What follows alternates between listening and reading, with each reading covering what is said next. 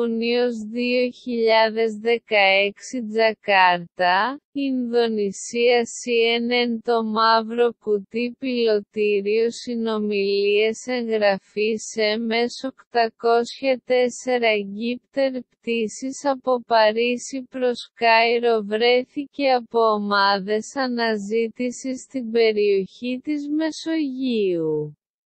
Την 5η, 16 Έκτα, Team Hunter Specialist Μαυρίκιος παραδέχθηκε βελτιώσει μονάδα μνήμης του μαύρου κουτιού, διεξάγουμε τις επισκευές. Ειδικά μονάδα μνήμης που έγινε το πιο σημαντικό μέρος στην ηχογράφηση, η Αιγυπτιακή κυβέρνηση εξακολουθεί να περιμένει για ένα από τα δύο μαύρα κουτιά ήταν στο αεροπλάνο για να αναλυθεί αμέσως.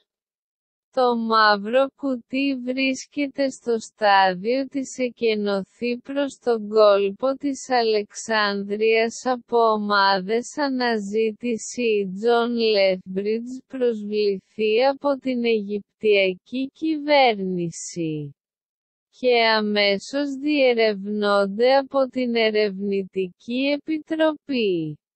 Επιλογές συντακτών. Αιγύπτερ επιστροφή συντριμμιά που βρέθηκαν στη Μεσόγειο θάλασσα αεροσκάφη. Τα συντριμμιά Αιγύπτερ MS-804 επιστροφή βρέθηκαν MS-804 Αιγύπτερ συνετρίβει στην περιοχή της Μεσογείου 19 Μαΐου.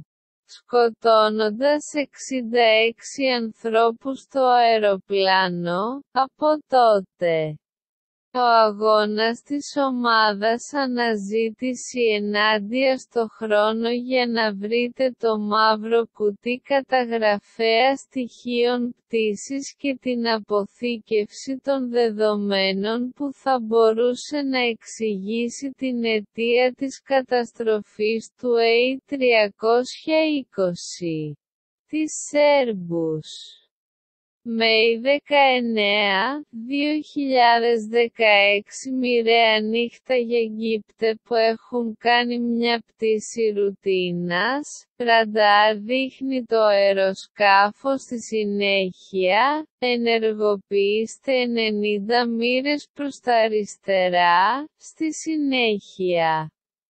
Περιστρέφεται μια πλήρη 360 μοίρες προς τα δεξιά, η οποία στη συνέχεια πέφτει απότομα από υψόμετρο 38.000